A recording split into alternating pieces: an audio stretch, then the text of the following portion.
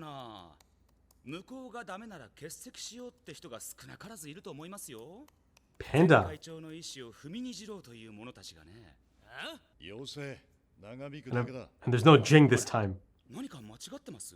前会長が 95% を明言しているというのに、意図的な無効や欠席は配信でしょ。This guy. 会長にしたくねえだけだろそいつらはよ。僕の他にも適任者はおそらくいますよ。大多数の人はそう思ってはいませんけどね。国語と算数が苦手な関西さんには難しいかな。長引くって言ってんだろう。警告だ関西。 Hey, yellow card, okay. 立候補者のメッセージをもっと発信する方がルール追加より先だし、そもそも危険も無効も違反とは言えないのでは。 Here comes the voice of reason, Cheetle. 的に賛成ですが、後半は耳を疑いました。前会長への敬意を間違った形で表そうとしている人たちへの当てこすり。 He's really using that aspect now, isn't he? 本当の敬意は選挙を成立させることですよってメッセージを込めてね。じゃあ演説でそう言えよ。パリストンと立場は違うが、危険も無効も一部例外除いて俺もありえねえとは思ってるからな。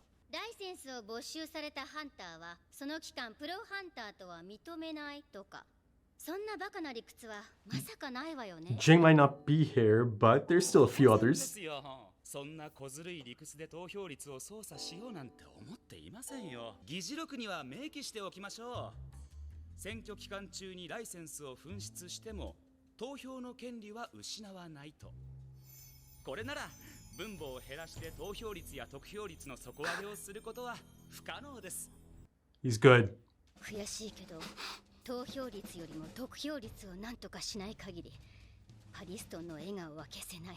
ギンタやクルック、ピヨンはすでに自分への票を操作しているようだけど、悔しいけどジンがいた方がどこかでそう思った私が少し。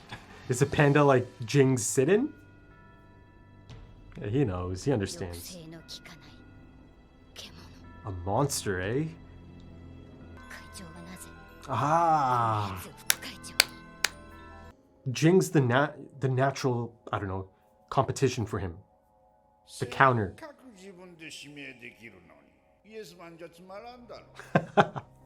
わしが最も苦手な This is タイプ。 so on brand. わしが隣に置いときたいのはそんなやつじゃよ。 It checks out. It makes sense. Complete sense. That's right. Go on. How many? Oh. Bumped it up twice by 2 gates. Zebro. そっちに坊ちゃんの友達がいたら伝えてほしい。 Are you speaking of that friend? できたら坊ちゃんの力になってくれとね。 About that. 残念だが、その友達が原因なんだ。 And there's 7 gates total, right? コン君は Kukuru Mountain. It's nice to be back. Back in the dungeons. I do love a good dungeon as well. Just like the Zoldyks. アルカに合わせてくれ。 Aluka. その力 Is that the brother? Her power. キルは時間が惜しい。無理だ。アルカは誰にも制御できない。それが間違ってるんだ。 Killor's got a... 親父も兄貴もアルカは家族だろ。機械じゃない。 She again. 兄弟としてあいつに頼む。頼むか。あれは人ではない。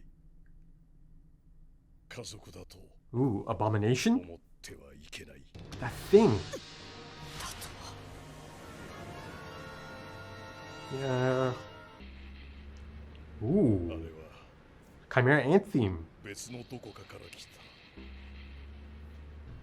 何かだ。 It's an interesting choice though, isn't it? Chimera Ant? The theme?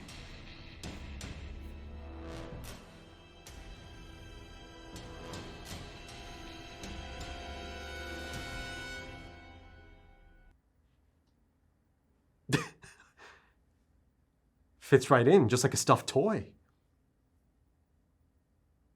There's some fascinating information coming out of this one. Yeah, it's going to allow for a lot of juicy speculation. ゴンが自らにかけた制約と制約の凄まじさは助念しレベルじゃ。弾かれる Oh, か殺 but される。アルカ Aluko, が昔のままなら、アルカを助けられるのは俺しかいない。そしてゴンを助けられるのは okay, アルカだけだ。 there's that. Eh. 絶対に仲間を裏切る Silva, you did say that. 救える友達を放っておくのは裏切りじゃないの。 Did Silva not anticipate this? I don't think he did. ついてこい Kukuru Mountain again. Oh, is Aluko in there? Aluko or Aluka? Aluka. Ugh, how about that? Deep within a mountain. Yeah. Out of sight, out of mind. Another one. That thing he said about his child. Unless it's not a biological Zoldyck.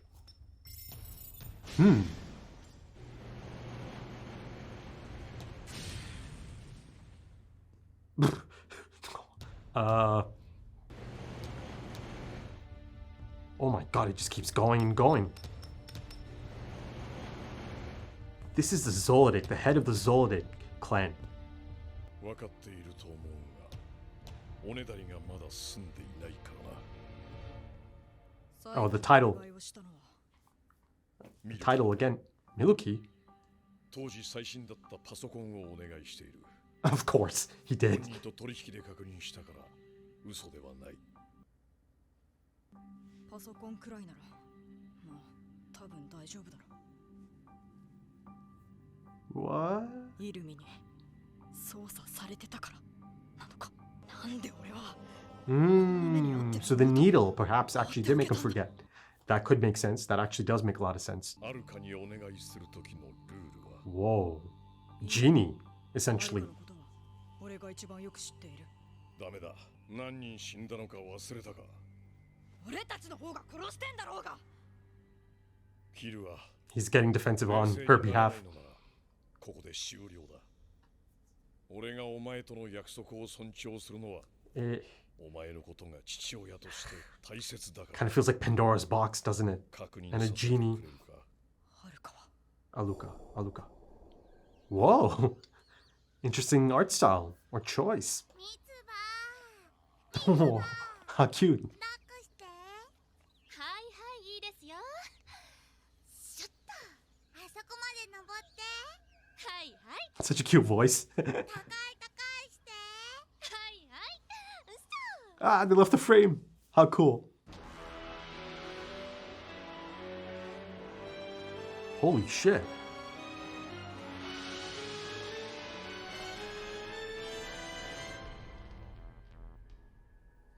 はい。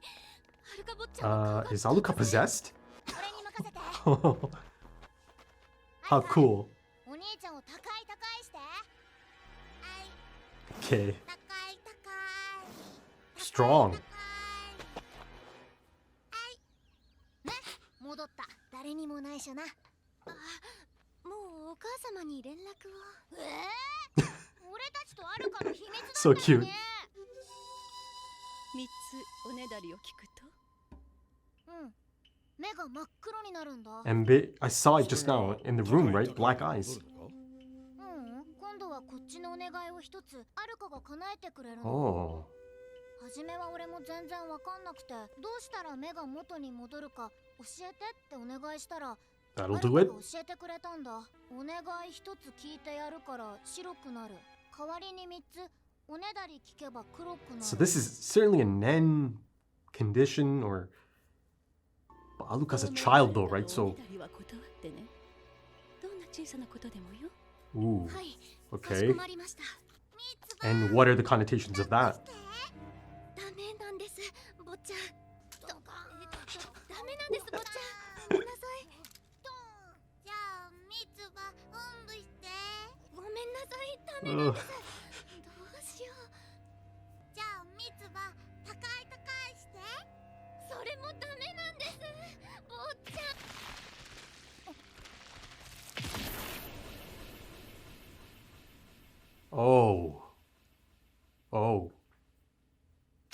That's the cost.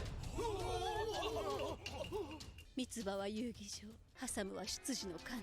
So is there a connection there? 二人同時に全く Yeah. 違う場所で A relative? 一瞬にしてミンチになったってことだな。 There's gotta be some connection. ダメって言ったからだよ。アルカのおねだりをダメって4回も。 Oh, okay. やっはー、おんぶして。はい、坊ちゃま。 It's adorable. Oh, アルカ坊ちゃま、 Aluka. 私を億万長者にしてくださいますか。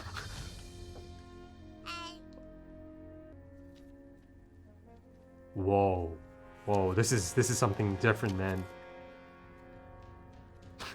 Making it rain. Ah, okay, it's from that blimp.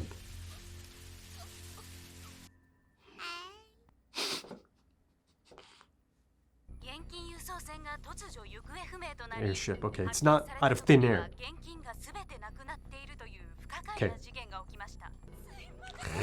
Human nature. 偶然だとは思えないな。 This guy. 俺たちといるときは全くおねだりしないの Right, に。 okay. 次の執事、俺に任せて Man, くれ。 Illumi's dripped out. Look at him. というわけで、アルカのおねだりを聞くのがミッションだ。ミッションをクリアできたら、お前と You and your lover. 両方を見逃して Oh, maybe that was the other person's lover who died? There's gotta be some connection. Immediately. なんでしょう。感動ちょうだい。いや、それはちょっとね。ダメなの？ That's not the same as getting a piggyback. ちょっと待って。 The hell's going on here? 何か別の遊びをしましょうよ。ね。それもダメなの？じゃあカスが背骨ちょうだい。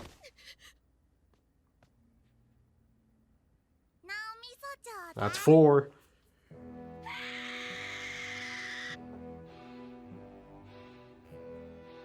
アルカのおねだりを3つ叶えると、お Ah. 願いを1つ叶えてくれる。 As I just saw, can you make me a アルカが millionaire? 叶えてくれるお願いにはおそらく限界がない。おそらく何でも叶えてくれる。 Whoa. ただし、アルカへのお願いがでかければでかいほど、次のアルカの3つの Ah, おねだ that り makes がでかくなる sense. Your liver, your つ brain, まり your 相当 spine. 効果。 There's gotta be a balance. Millionaire. しかも尻拭いはアルカにお願いを叶え The てもら next ったやつじゃな person. く、その次の別人がやらなければいけ So ない。 the lady who asked to be a millionaire just fucked it up for everyone. And that chain, I suppose. アルカのおねだりを4回連続で断ると、断ったものとそのものが最も愛してい Ah, る most loved one. つまり最低でも2人の人間が同時に死ね。お願いがでかいほどおねだりを断った時の死人は増える。あの時は分かっているだけで67人死んだ。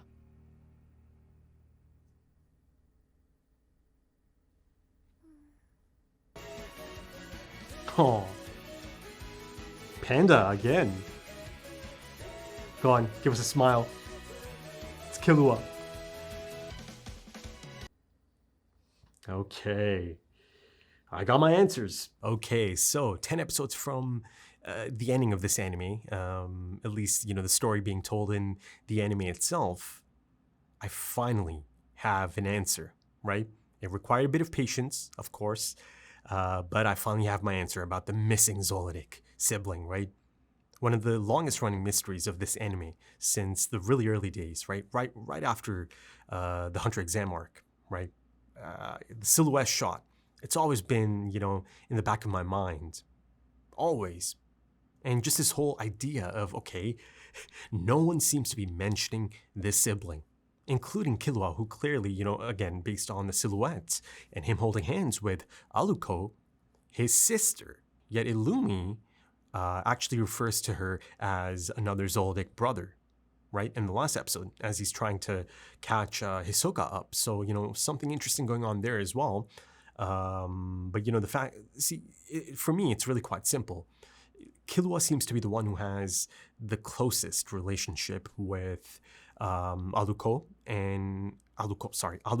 But, if Killua is referring to Aluka as his sister, then I'm going to say her as well. If you'll remember, Kaluto, right? I used to think that's a sister, a Zoldyck sister. That's Killua's sister. Until, in the comments, people, clarified or specified, I didn't ask for it, but it was specified anyways, that indeed that is a brother. Kaluto, that is. So, if Illumi didn't say there's another Zoldyck brother, then, I would have just assumed that's a sister. Killua is referring to Aluka as her, and that's his sister, so I'm just going to use the same thing, okay? That keeps it simple. I'm more than happy to just use the same term Killua is using here. But yeah, finally, one part of that mystery is solved because, once I got some answers, it opened up the doors to all kinds of intrigue and mystery and head-scratcher moments, right? Because you have the head of the Zoldyck clan that is saying some really, baffling things here. Baffling, yet also quite exciting because of, the connotations, the, potential speculation it allows. And I'll get into that, of course. As he made it really quite clear, you shouldn't consider this thing to be a member of the family. This thing is from somewhere else. And listen, like I stated during the episode itself, it's the Chimera Ant theme, playing at that time. That's a deliberate choice, especially now that, it's kind of moved on from that arc. But here it is, again, accompanying this scene of, the sibling that is essentially considered to be something else. Now, you see, visually, the idea there is really quite clear. It's one of, a possessed doll. You'll see, shots of Aluka inside of that playroom. I mean, it's more of a prison holding cell, but, it's certainly, decked out and set up as a playroom. So, Zoldicks are still keeping Aluka around, right? They know it's quite a dangerous thing, yet they go through all kinds of efforts to keep Aluka around. Unless, of course, it's as simple as them knowing or, thinking that it might be too risky to try to actually eliminate Aluka altogether, right? This unpredictable Zoldyck. Now, I think this kind of goes back to that point of Illumi from the last episode. I kind of speculated, does he mean actually killing off this Zoldyck sibling, right? I want to get rid of him, I believe he said. And, I speculated that it doesn't necessarily mean that he wants to kill the sibling. Now, after this episode, I'm beginning to think, yeah, indeed, that he might be on that path. By wanting to get rid of her, he means to kill her, I think. But like I said, there's a lot of room for juicy speculation here, right? I'm talking about, a possessed doll element of it, right? And even earlier, the first thing that came to mind is Aluka possessed? Because, sorry, I cannot remember the name.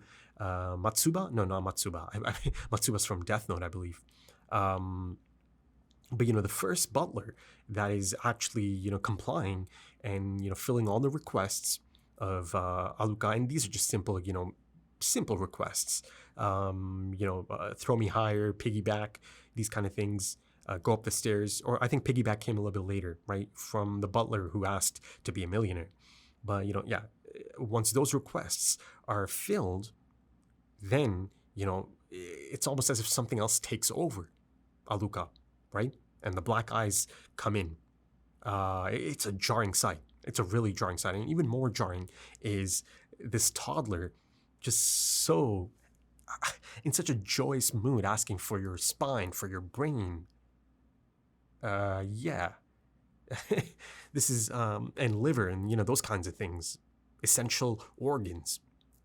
It's a jarring moment. It really is. But, of course, I immediately took to Aluka, and I see, why Killua is so attached to Aluka as well. Cares so much for Aluka. He gets really quite defensive, especially, once his father, the head of the Zoldicks, is saying things like, that thing is not a family member. You shouldn't consider it a family member. But, there's room for nuance here, subtext and all of that. And, stuff like the Chimera Ant theme playing and, the visual presentation of, the possessed doll, right?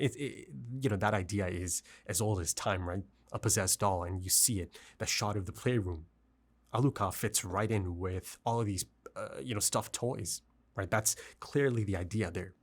And even the stuffed toys, a lot of animals, kind of goes back to that idea of the animal kingdom and the chimera ants and all of that. This idea of using the chimera ant theme and saying things like that child is not human, that you shouldn't consider that thing to be a member of the family, right? That Alucard cannot be controlled, all of these things, that Alucard is from or that thing rather is from somewhere else. And then the chimera ant theme, my mind immediately goes to that idea of chimera ants being these magical creatures or beasts and all of that, right, of unknown nature, at least as far as the queen is concerned. If you'll remember, I'll go all the way back to the early days of the chimera ant arc, maybe in the first episode, maybe in the second episode of that. I questioned the origins of this queen and the state of this queen, right? That she survived some kind of run-in, but she ends up on shore at that really specific location, and the rest is history, of course. But even now, it remains a mystery. I've been through this odyssey of an arc in the Chimera Ant arc, but one of the most important components of it is still a mystery. The queen, back around the time she's by herself. Just the origins of the queen. How exactly did the queen come to be? And again, some of the speculation there. I mean, it wasn't really even speculation anymore at one point, because it became clear that the queen actually did have human DNA in her buildup, right? At some point. So, my mind goes there, right? Especially since, there's that really definitive choice to play the Chimera Ant theme as well. So at this point, I'm thinking, it's kind of alluding to this idea of this unknown origin once again. But see, here's the thing. If Alucard is not a biological zoodic, they didn't really even touch up on that at all, if that's one of the possibilities here, right? At this point, it feels pretty clear that Alucard actually is a zoodic, right? Born from a zoodic, or born to the zoodics, Silva and the mum. You'll have to excuse me, I cannot remember the name at the moment. Unless, of course, it is Silva's daughter, but with someone else, right? That's another possibility. It is. But, they make it really quite clear, or Tagashi makes it really quite clear in the visual storytelling that, Alucard, this thing, is considered to be an abomination, right? There's that one really great shot of Killua standing there, and you see, it's a low-angle shot of Killua, but you see the roof, and I don't know, it's just these faces, and first thought that comes to mind is abomination, as Silva is speaking of Alucard, right? Barely speaking of Alucard, not even really referring to Alucard as a human. And listen, this idea of locking Alucard away and, out of sight, out of mind, it's not the biggest shocker. I've speculated about that as one of the strong possibilities. The Zoodics do enjoy a dungeon or two. And, it's not just any dungeon. It appears to be in Kukuru Mountain. This really specialized holding cell that they have for Alucard, right? Multiple doors. They just kept going on and on. I thought, okay, 3 doors and that's about it. But no, it keeps going on for a few more. And the point I made there is this is the head of the Zoodic clan. And this is the precaution that they all think is necessary for Alucard. And ultimately, and also unfortunately, you see, why exactly these precautions have been taken, right? And I say unfortunately because, it's a toddler.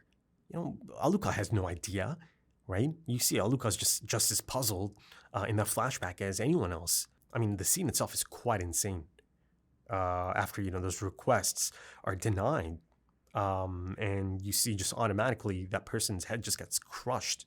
They disintegrate, essentially, alongside their most loved one, right? I mean, I knew there's got to be a connection, of course. I thought it could be a relative, but then later, Killua made it really quite clear it's the one they love most. So, that is something that's going to be at play as well once Killua, begins to go through with this, right? And maybe this is, that idea of Illumi believing that, Killua is essentially going to die as well if nothing's done here, right? That he's more or less in the same ship as Gon at this point, right? Maybe he's alluding to this, maybe Illumi did understand that, okay, This kind of goes back to the point I made in the last episode. Okay, this is his friend. His friend's on his deathbed, and things are looking bad. And Killua is heading back home. That could only mean one thing, most likely, right? Illumi put it together. I mean, Illumi is quite a sharp one, isn't he?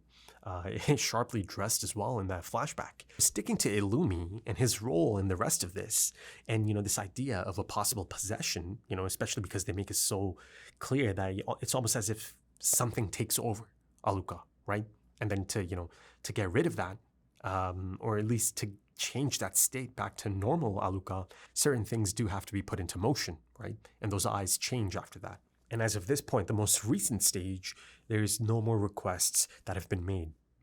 This is Silva Zoldyck who tells Killua, right? So the last one was Miluki, and of course he asked for the most, you know, up-to-date, you know, computer system and all of that. But that being said, the final shot of this episode, the eyes are not black, even though earlier, you know, a few times they show me a shot of Aluka inside of that holding cell or holding room.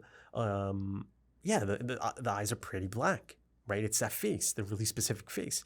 But then at the end there, I suppose because she saw Aluka, or sorry, because Aluka saw Killua, it's just her normal look, her normal face. It's just the blue eyes looking back at Killua. I thought she's gonna crack a smile, you know, because of course it's a really familiar face. You know, it appears to be a face that means quite a bit to her, just like how Aluka means quite a bit to Killua. So maybe, you know, the shots of her inside of the holding cell, you know, and her eyes being black, and that face, that really specific face, again, the possessed doll face. Let's call it that. Maybe that's just a shot. It wasn't like a live look inside of the holding cell. Okay, let's kind of get the mechanics down, right?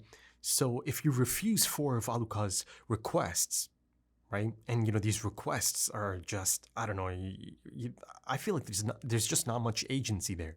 Right, these are almost kind of like, of course, a toddler is not going to understand, right? Especially in that one scene, the really, you know, really bizarre scene, disturbing scene at that of, you know, asking for a spine, for a brain.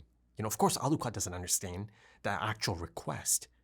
You know, it's almost kind of like a system, right? Something that's, I don't know, in process. It just happens, right? And this is, you know, the idea of this possible possession and all of that. But let's kind of nail down the mechanics of it. So refusing 4 requests from Aluka gets you killed, essentially. And then, you know, in addition to you, your most loved one as well. So that whole thing happened with 67 people dying, right? And those are just the ones they knew of, right? According to Killua.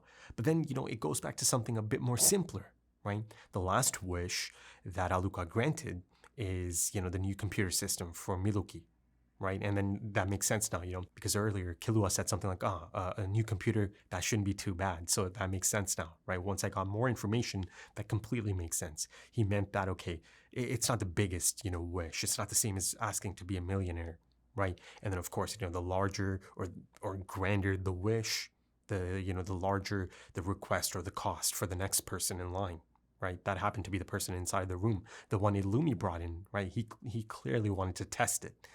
Because he mentioned the loved one as well, right? Her lover. And unfortunately for her, the only thing that's coming to her is death, right? Because she's not able to comply. She's not able to fulfill those requests because she's going to die anyways if she does that somehow, right? But then, of course, you know, she's not able to do it. She dies. And then, of course, it kicks off that whole thing of 67 plus people dying. So beyond that, there's something else at play here that kind of brings it back to something a bit more manageable, right? Again, the example given here is the most recent one, the last one, being Miluki. So as of this point, according to Silva Zoldyck, no new request has been made. So, okay. Essentially, yeah, I kind of just have to get to the next episode. I need to see, and I'm really quite excited to see the conversation that's about to take place, hopefully, right, between Killua and Aluka. And if it's going to go into that even, you know, maybe it'll go right into a request. Possibly, I don't know. Again, Aluka is older.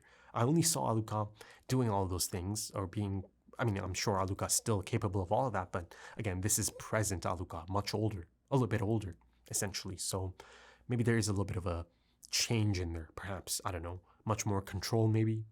So ultimately, Killua's grand plan here is to use Aluka's ability or her capabilities or, you know, this idea of a wish And it's quite the wish, right? To fix Gon. Oof. So imagine the requests after that. I'm sure Killua has to keep that in mind. If I'm understanding this correctly, and I'm sure further episodes are going to clarify more things for me. But yeah, that's the plan. And if you go back a few episodes, I think I speculated, okay, Killua seems really sure of his next plan of action, right? He seems really quite determined, resolved, hardened, and it makes sense. He knew this is his plan. And Killua also speculated that essentially Aluka can grant any wish. There doesn't seem to be any type of limit. So during the episode it became clear the approach that might be taken here to possibly bring Gon back into the fold, right? Listen, I'm gonna let it play out. I don't want to speak too soon, or let's just let it play out, right? Then I'll give my thoughts. But I think the path is clear in terms of bringing Gon back, right? They've shown me more than enough here that Aluka can make something like that happen.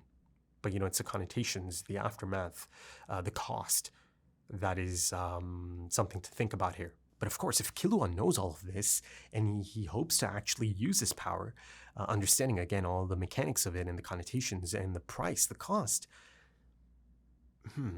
is Killua the type of person who is going to put this on someone else? Because once he makes a wish of this magnitude, to heal Gon or save Gon, I'm not sure the exact, specifics of it, that means, the requests that are going to come out of that are going to be staggering. Really quite staggering. Is Killua the type who could do that? Put that on someone? I don't know. If you ask me, I don't think so. I don't think Killua is the type to do that, put that on someone. So I have to put a pin in that as well. Killua's approach to this. Because I simply cannot see Killua putting someone else at risk. I can't. So instead, there is a possibility that Killua might make it so he's taking all the risks somehow, right? Make it function in a manner that makes it so he has to take all the risk onto himself, right? That sounds more like Killua Zoldyck to me, instead of him just making a grand, staggering wish and putting all those requests on someone else, right? A death sentence essentially on someone else. I don't know, man. A lot of moving pieces here. And then, if you look at Illumi's part in all of this, and that idea of recruiting Hisoka in the last episode. And that idea of Killua also being at risk of death, and that he cannot allow that to happen, and that he must get rid of him. And by him, he meant Aluka. So there's a lot of really cool dynamics at play here now, especially bringing Hisoka into this, right? So if you look at Hisoka, does he want Gon to die? Of course not. Hell no. So he's going to try his best at this point, right? Now that he's part of this, to make sure that Gon doesn't die. It's in his best interest to actually have this play out, right? To have Killua actually go through with this, use a wish and, save Gon or help Gon from his deathbed. So this is exciting stuff, man. It is. And then, of course, staying on the topic of Zoldycks, you see Silva Zoldyck reluctantly allows Killua to go to the holding cell, takes him there, right? But, before he actually lets him in, he had to remind Killua, okay, listen, I concede on this, and, I made you give me your word and all of that, right? So he couldn't back down from that. Silva Zoldyck, that is. And, like I said, I don't think he actually anticipated that Killua is going to return in this capacity. I do believe he felt that he is going to return, right? Killua, that is, but maybe not in this capacity. Maybe not, after removing the needle. I don't think he actually expected Killua to remove the needle. So I think if you look at it from Silva's perspective, he thought, okay, he had a good enough read on Gon from earlier, after Killua told him everything about him, right? And he just expected sooner or later that boy's going to be trouble, right? And he's right. I think Silva probably had the right read on Gon for the most part, but he didn't. Maybe he underestimated Killua, even though Killua is the next face of the Zoldyck clan and all of that, right? The next head. Or meant to be at least. So maybe, a bit short-sighted on his end. Maybe a rare misstep by Silva Zoldyck. thinking that, Killua's not going to be able to actually best the needle. So, from his perspective, maybe, he thought, okay, since the needle is so airtight, that idea, that element of it, he's not going to be able to help his friend. He is going to, retreat and run and all of that. So let's kind of recap my, present thoughts on the matter. I think at the most basic level, there is, even if it's not a possession type thing, there's at least some kind of, split personality type thing going on, right? That Aluka might actually have two sides, within her, right? Two personalities, two distinct entities, perhaps, right? And, then the question of Nen comes into play, because listen, this is certainly not a traditional display of Nen. Immediately I just thought, okay, it's got to be some kind of Nen contract, some conditions. But even then, this is something that feels so different and something so new in comparison to all the other Nen stuff I've seen, right? So, I think immediately I'll just go ahead and, kind of assume that this is a specialist, right? At the least, this has to be a specialist at play. And if indeed that is the case here, then you can kind of look at, this idea of Killua referring to Aluka as his sister. Yeah, you've got the others, or at least Illumi, saying that, there's another Zoldyck brother, right? So, there's that identity aspect at play as well. I've seen it before. So, of course, that idea of identity in a character arc could be at play again, right? I've seen it through character arcs such as Bisky's, Palms, and all of that, right? Feeling right in your skin and all of that. So, here you have something similar, not quite the same as Bisky and Palms, but, you've got clearly, Killua just, it's just a simple thing to him. This is my sister. It's as simple as that. Yet it appears that Illumi is pretty certain that this is their brother, right? I suppose biologically in that sense. So I kind of see the path ahead of me here in terms of, the setup here. And of course, given the fact that right from the beginning, from the silhouette shot of Killua holding hands, I just maintain that, clearly there is someone else Killua cares for quite a bit. It certainly appears that Killua is the only one that cares about Aluka. So of course, from that perspective, it makes complete sense. If Aluka considers herself to be a female, then, Killua's the one who's completely just, on board and it's like, okay, you're my sister. Simple as that. But, I do like this idea of, there possibly being two completely different types of identities, within Aluka, right? And personalities and all of that. You see one kind of takes over after, really specific, targets have been met, right? The change in the face and all of that. And yeah, ultimately I did get another answer for something else that's been really quite baffling, that Killua himself has not mentioned the sibling once. Not to Gon, not to anyone. Not even in internal monologue or anything. And now, he questioned it himself. How the hell could I even forget my sister? How could I leave her in this situation, right? That it must have been maybe the needle. It must have been something Illumi did to me. And of course, that's the needle. So yeah, that checks out. That makes sense to me now. Right, because it was beginning to feel like, okay, it's a bit of an oversight here, right? But no, I just have to be patient. I got my answer, and I suppose, in the grand scheme of things, maybe that is by design as well. Illumi wanting Killua to forget about Aluka right through the needle, and also, in the beginning of the episode, there is that segment, the continuation of the Zodiacs, right? Minus Jing, right? As they told Hisoka, he left. So, the fact that there's no Jing, that immediately just changes the dynamics of that boardroom, right? But, that being said, even though Jing's not present anymore, and, even though he is the most natural competitor or counter to Periston, because those two really kind of, they appear to be on the same level, a level above most of these other Zodiacs, even though there are others that can be that could hang in there at least with Periston, people like Cheeto, people like the Ox, even Rabbit, and some of the others, they'll chip in every now and then to, kind of push them back or give them a bit of pushback. But, Ox and Cheeto appear to be the two that are essentially able to kind of, reel him in, challenge him. But, ultimately, Periston is so locked in. He's so good that, Cheadle had no option but to just kind of, reluctantly accepted that, okay, he's answered all of these questions that I've had, any, loopholes I've brought up. Even the Ox kind of brought up potential loopholes, but, Periston, he's got an answer for everything. He does. But, ultimately, to me, the dynamic between Periston and Jing is more of like a Varys and Littlefinger from Game of Thrones, right? Iconic dynamic between those two. So that's the dynamic that I really enjoyed in the last episode, having both of them in the same room on the same table.